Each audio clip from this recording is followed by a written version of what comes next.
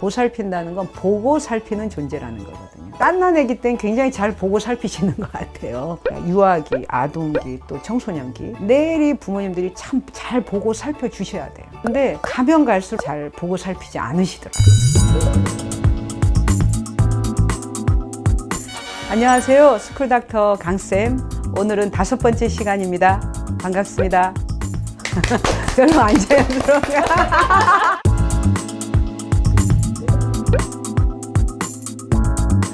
다른 분 사연이 또 왔네요. 오늘 사연은 젤리님 사연이에요.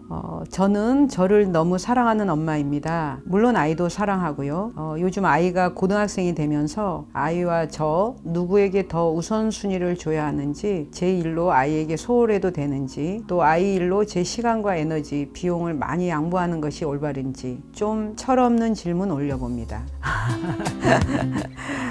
철없는 질문 아니고요. 어떤 사연도 괜찮고요. 엄마로서 자녀를 도와주는 것과 또 엄마로서의 어떤 시간을 보내는 것 사이에 고민을 보내주신 것 같아요.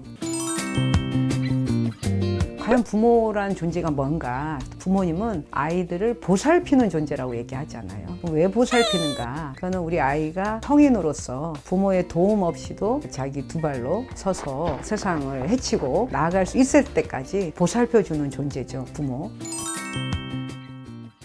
아이들의 발달 시기에 따라서 부모가 해줘야 될 역할은 계속 또 진화하고 달라져야 우리 또 아이의 발달에도 도움이 되는 거죠. 부모의 역할은 어리면 어릴수록 더 커질 거고요. 또 스스로 해나갈 수 있는 부분이 커지면 커질수록 이제 부모의 역할은 좀 줄어들 수가 있는 부분이 있겠죠. 우리 아이가 뭐 성인이 됐는데도 불구하고 우리 아이를 뭐 아기처럼 보살핀다. 이거는 안 맞는 거잖아요. 그러니까 우리 아이도 발달하는 만큼 또 우리 아이 발달 시기에 맞춰서 부모의 역할도 바뀌는 건 당연하다.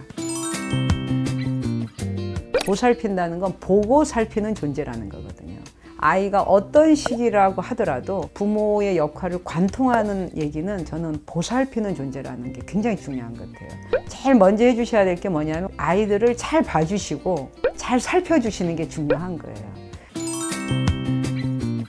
돌 전에 아이들은 100% 부모님한테 의지해 있는 그런 단계잖아요. 그때 아이들은 우는 것 빼고는 아무 표현 방법이 없는 거예요. 우리 아이를 보고 살피죠. 그때도 이 녀석이 쉬를 싸서 그랬는지 아니면 배고파 우는 건지 굉장히 많이 살핀단 말이에요. 전문의로서 쭉 또 우리 한국 사회에 부모님들을 살펴보면서 느끼는 건 뭐냐면 갓난 아기 때는 굉장히 잘 보고 살피시는 것 같아요. 이게 이제 커가면 커갈수록 우리 아이들을 보고 살피는 게 약해져요.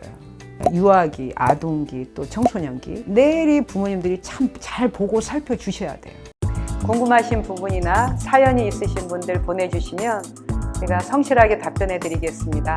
아셨죠? 질문의 초점이 좀 바뀌어야 되는 거다. 무슨 얘기냐면 내가 중학교 때까지 우리 아이를 보고 살폈던 거 하고 고등학교 때 이 아이를 보고 살피는 거는 여전히 늘 똑같이 보고 살펴주셔야 된다. 성장하면 할수록 거들어줄 일이 별로 없죠. 그러나 아이를 보고 살피는 건 해주셔야 돼. 관심 갖는 게 무엇인지, 몸 상태는 어떤지, 또 친구 관계는 어떤지, 학교 생활은 잘하고 있는지, 지금 즐겨하는 게임은 뭔지, 공부는 집중이 잘 되는지, 어떤 고민들을 하고 있는 건지 뭐 등등 이런 많은 것들을 보고 살펴주셔야 되는 거예요. 우리 아이 상태를 잘 이해하고 우리 아이가 지금 어떤 상태라는 거를 알아야 되는 거는 여전히 똑같다 해야 된다. 유아기라고 얘기를 하는데 태어나서 요 만 3세까지는 엄청나게 뇌세포가 많이 생기는 시기예요. 뇌세포 간의 연결도 늘어나고 또 그러다가 아동기 때는 학령기라고 해가지고 특히 초등학교 시절 사실은 좀 잠잠합니다. 그러다가 우리 이제 중고등학교 사춘기가 되면서 소위 뇌의 발달이 또 현저한 변화가 와요. 호르몬 변화, 우리 아이들이 굉장히 여러 가지 감정 기복도 생길 수도 있고 신체적인 급격한 변화, 또 심리적인 변화, 여러 변화를 겪거든요. 또 부모로부터 뭔가 독립해서 나 자신의 또 정체성을 수립해 가려고 하는 이런 시기이기도 하고요. 그리고 뇌로 치면 그 당시는 소위 뇌의 가지치기라고 옛날에 많이 썼던 뇌는 뇌세포는 살려놓고 안 쓰는 것들은 정리하는 시기가 와요. 부모님들도 이 아이들을 보고 살피는 부모의 역할에 정말 엄청난 이 변화를 해주셔야 되는 거예요. 제일 중요한 처음에 이제 유아기죠. 태어나서 한 만 3세까지의 기간 동안에 부모하고 안정적인 애착을 형성하는 시기인 거예요. 가장 핵심은 양육자하고 정말 강력한 이 결합, 본딩이라고 얘기하는데요. 애착 형성을 잘 하느냐 못하느냐, 이게 굉장히 관건이에요. 이 애착 형성을 통해서 우리 아이는 언어도 배우고요, 사회적 관계도 배우고요, 또 사람의 타인의 마음을 이해하는 법도 배우고요, 감정을 조절하는 법도 배우고요, 어쩌면 인간답게 사는 가장 기본되는 그 틀을 배우는 그런 단계예요. 근데 이때 가장 중요한 건 뭐냐면, 이 애착 형성에서는 가급적이면 24시간 같이 있어주고,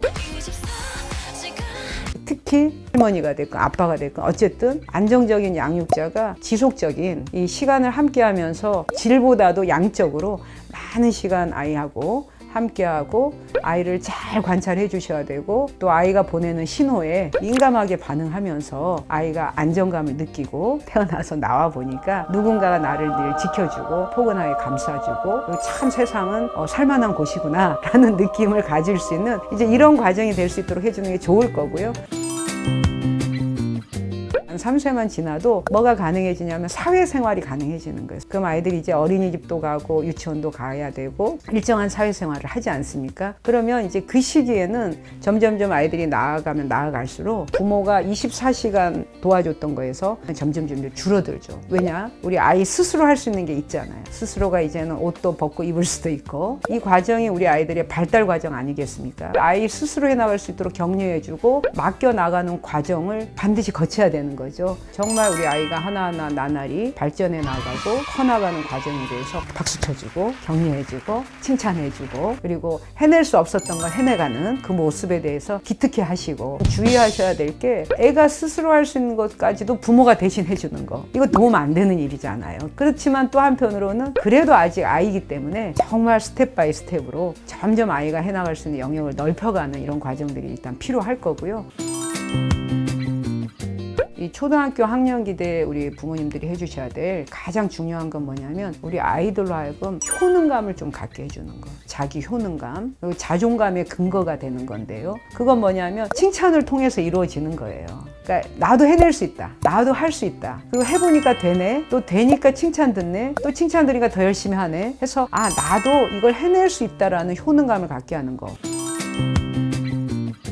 그 뇌의 가지치가 일어나는 청소년 시기에는 이 사람이 잘 안 쓰는 그 뇌세포의 연결은 다 잘라버리는 거거든요. 그래서 이 아동기 때는 많은 다양한 경험을 할 수 있도록 제공해 주는 거, 이런 게 굉장히 필요해요. 만 5세에서 만 12세, 소위 학령기, 유치원, 초등학교 요 시기에 이제 부모님들은 이 시기를 막 옛날 갓난 아기 때 다 해주는 것처럼 그냥 아이를 졸졸 쫓아다니면서 다 해주는 거는 아이한테는 전혀 도움이 되지 않는 일이겠죠.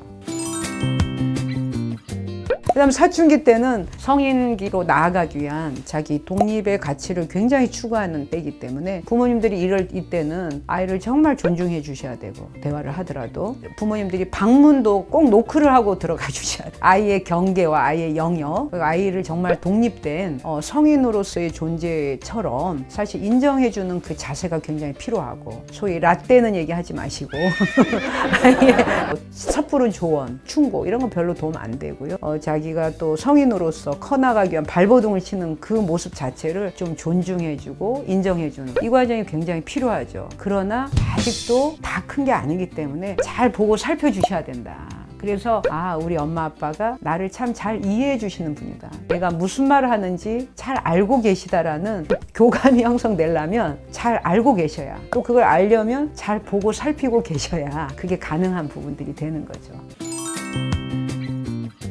지켜봐 주시고 믿어주시고 늘 응원해 주시는 그것만으로 훨씬 큰 역할을, 그리고 그걸로 부모 역할을 다 하고도 아마 예전에 중학교 때보다는 훨씬 많은 시간들이 저는 나올 거라고 생각해요. 젤리님 너무 고민하지 마시고요, 엄마가 먼저 행복하셔야죠. 그리고 또 우리 아이들을 보고 살피는 일도 게을리하시면 안 돼요. 완전한 성인으로 자라기까지는 또 많은 과정이 필요하거든요. 엄마로서 또 하고 싶은 일을 하는 것과 또 우리 아이를 돌보는 것 사이에 잘 좀 조화와 균형을 맞춰 가시고요. 그 두 가지가 절대 배치되는 게 아니다, 함께 공존할 수 있다, 이 마음을 가지셔서 엄마가 또 멋지게 또 자기 실현을 위해서 어떤 노력을 하는 것 자체가 우리 아이한테는 굉장히 신선하게 받아들여지고 우리 엄마 멋있다, 괜찮다, 이런 느낌이 들어서 우리 아이가 성장하는 데도 크게 도움이 될 것 같아요. 고민을 나눠보고 싶은 분들도 좋고요. 또 엄마들의 고민, 또 엄마가 아니어도 상관없습니다. 서슴지 마시고 사연 주시면 제가 최선을 다해서 함께 나누도록 하겠습니다. 구독, 좋아요, 알림 설정, 스쿨닥터 강쌤